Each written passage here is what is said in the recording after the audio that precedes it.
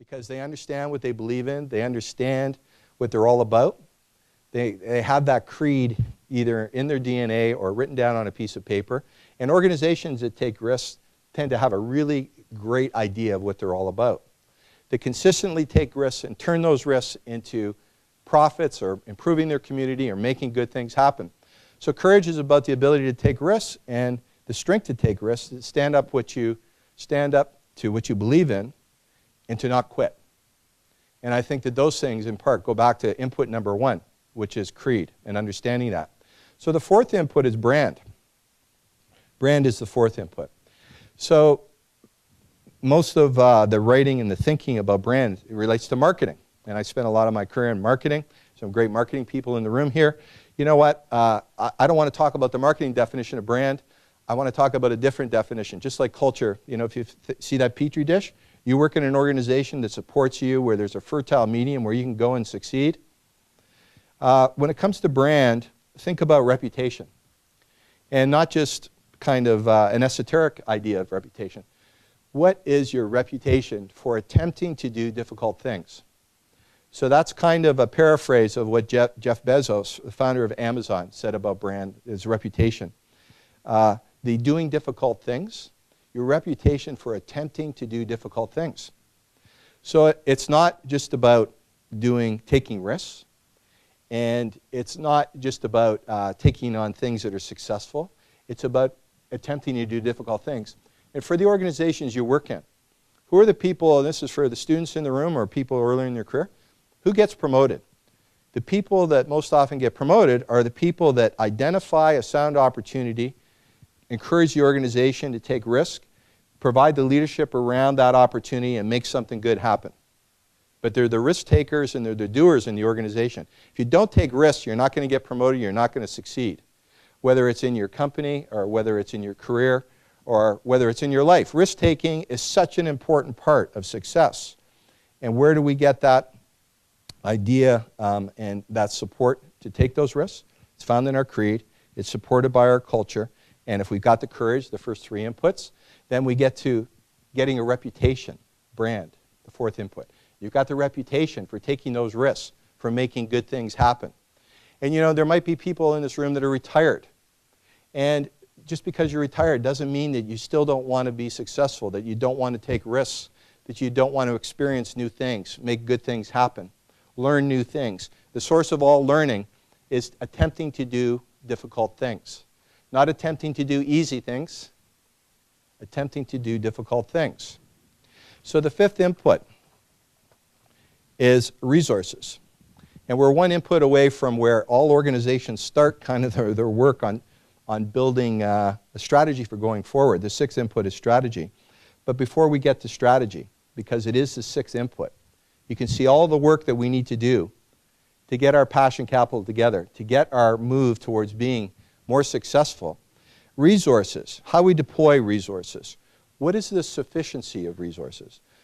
A lot of people view the fact that they don't have any money, financial capital, or they don't have the people, or they don't have the ideas, or whatever. They view those forms of capital as not being sufficient in resource terms to be able to go out and compete and succeed. And actually what I found, when you look at the research and you look at the stories and you look at individuals who have taken their passion, put it to work, and succeeded over a long period of time, they've often been very resource constrained, particularly in the early days. And so let me tell you a quick story here about somebody who is enormously resource constrained and somebody who I had a chance to work with at Disney before he was run out of town, and then I got a chance to work with him again when he went to Pixar. So John Lasseter was one of the senior animators at the Walt Disney Company. And John had this radical idea that he wanted to spend a little money and do animation using computers. And so it wasn't, you know, for the brand capital and financial capital of the Walt Disney Company, it was a no investment in terms of resources. But it wasn't in keeping with Disney's own image of the way that animation should be done. And so what happened was John basically got run out of Disney because he had this radical idea of using computers to do animation instead of the tried and true process of the Disney tradition of creating the great animation that they did. And so with no money, he went up to the Bay Area. Steve Jobs had been run out of Apple at that time and had some money, and Steve ended up putting $20 million, making a very long story short, into a company that became Pixar, and said to John Lasseter, you know, you're a really talented animator. I think that computers do have a role in animation. And then there was a short film done, and of course Toy Story came out, an enormous hit, and Pixar got put on the map. And so when I was working for the Walt Disney Company, I went up for a meeting to work on merchandise for a new film. And you know, the way that merchandise is created, the planning cycle, is often you need to do the merchandise before the film is even finished. So you need to understand the characters and what they look like and what their stories are. So we went up to Pixar in the Bay Area and went up to San Francisco. And we met with John Lasseter. And as soon as you walked into Pixar, there was such a different feeling than from the animation studio at Disney, which I've been to in Burbank a lot of times. You know, there was just this boisterous kind of crazy feeling, you know. If I had to think about walking into an organization and feeling passion capital coming out of the walls, the first time I walked into Pixar. And so John, you know, gave myself, I was with a couple of my colleagues, gave us a little tour. We talked to some of the animators. And then much to our surprise, when we started our meeting, Steve Jobs joined us. He was just on the verge of going back into Apple. Remember, Steve Jobs was run out of Apple, right? Like another great passion capital story. He was run out of Apple, and he made this small investment, provided some resources, got Pixar going, and he was so interested in Pixar, he came for the whole day and sat in the meeting and participated. And you know, you would think that Lasseter would be the technology, would be the creative guy, and Jobs would be the technology guy, but it was actually the reverse. Lasseter always talked about the computer skills and technology, and Steve Jobs always talked about the storytelling. So it was obviously a great partnership that evolved. And there's a company with no resources, so let me just finish off this story quickly of Pixar. Great passion capital story. So Lasseter leaves Disney with all the financial resources, brand resources, and creative resources and capital. He goes off with no money. He gets an investment of seed capital. He gets, importantly, Steve Jobs involved with him and to give him some help. But remember, at that point, Steve had been run out of Apple for a professional manager. And he goes to work and he creates this new standard. He recreates animation. And the greatest part of this story is twofold. Steve Jobs eventually took the success of Pixar, sold Pixar back to Disney, and became the largest individual shareholder of Disney stock. And the even better story is, how many of you know who the new head of animation, going back about a year, is for the Walt Disney Company, including Walt Disney and Pixar? If you guessed, my old pal, who was run out of Disney because he had this crazy idea of asking for a little bit of money to invest in computers to do animation. And if your guess said that the founder of Pixar was in fact the individual who is now running Disney, you would have guessed right. John Lasseter is now running all the animation at Disney. Without any resources, the person who really reinvented animation was a guy who was run out of the company that invented it. So that is a great story about the importance of resources and how we view them in building our passion capital. And it actually might be a true strength if you're resource constrained. It might so help you focus on the things you really believe in and the things that drive success and value. The final two inputs are strategy. Strategy as an input is something that most of us understand. We study. There's been, again, an enormous amount of literature written about how to build a strategy. Let me just say that, you know, all strategy development usually starts with some environmental overview, and it's a SWOT analysis, strengths, weaknesses, opportunities, and threat. You know, instead of doing the SWOT analysis that bores everybody to tears, basically, just take the W out and replace it with P. So go strengths, passion, opportunities, and threat. So replace the SWOT with SPOT. Put passion in there and watch how much people get engaged around the real stories, both good and bad, right? Here's what we're doing right, here's what we're doing wrong. Here's where our passion intersects with our business and what we got going on. Now, I mentioned Dominic Barton earlier on. Dominic is the worldwide head of McKinsey, a great Canadian, one of the great management and strategic thinkers. But you might be interested to know that the first time that Dominic Barton came up for partner in Toronto at McKinsey, They said, Dominic, we got to say no.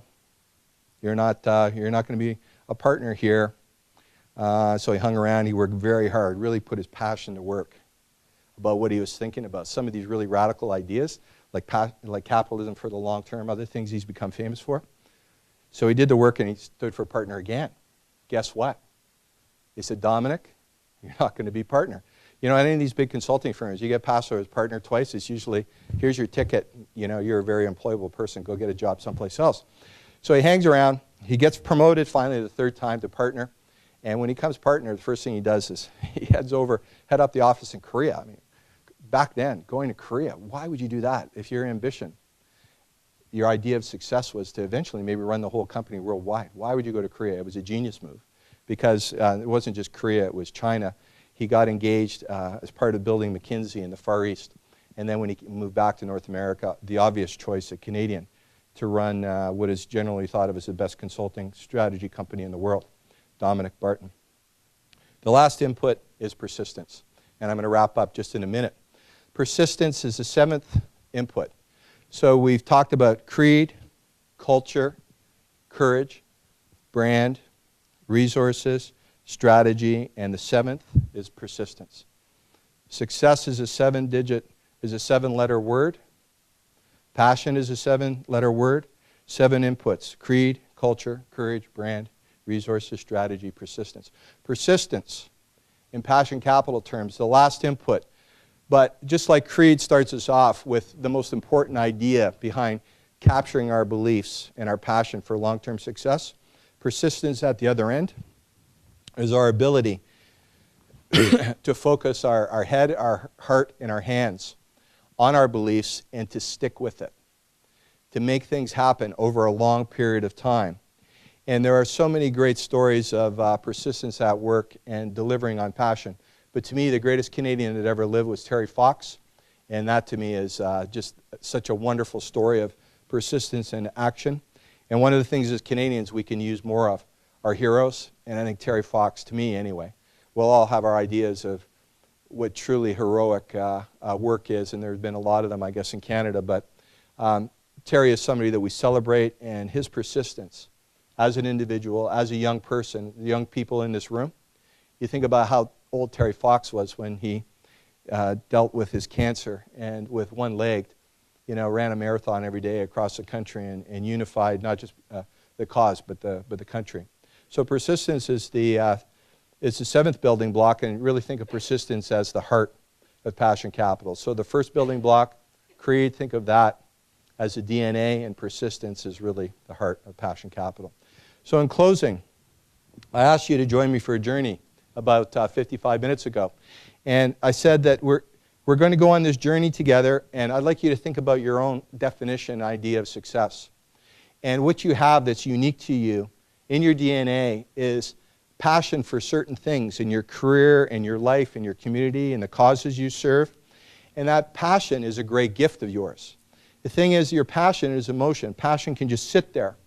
It can sit there as a gift, and it can sit like other assets that we have, not particularly well deployed, not without much of a return, not really focused and put to work. And my idea is that your passion is, as a matter of fact, the most important and valuable asset that you have for your career, and that your company, if you figure out how to take the passion of that company and that organization and put it to work, that if you do that for your career, your company, your cause, or your community, that you will in fact generate and sustain long-term success.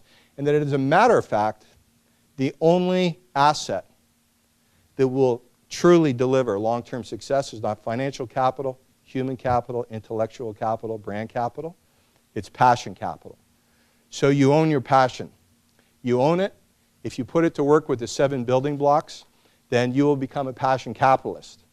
And the highest form of being a passion capitalist actually is not just your own success. It's helping others succeed. So what I'll ask you to do today is, if you like this idea of passion capital, take it, think about it, figure out how you're going to put it to work in your own career or your own company, and share this idea with somebody else. Thank you for sharing your morning with me. Thank you, Paul.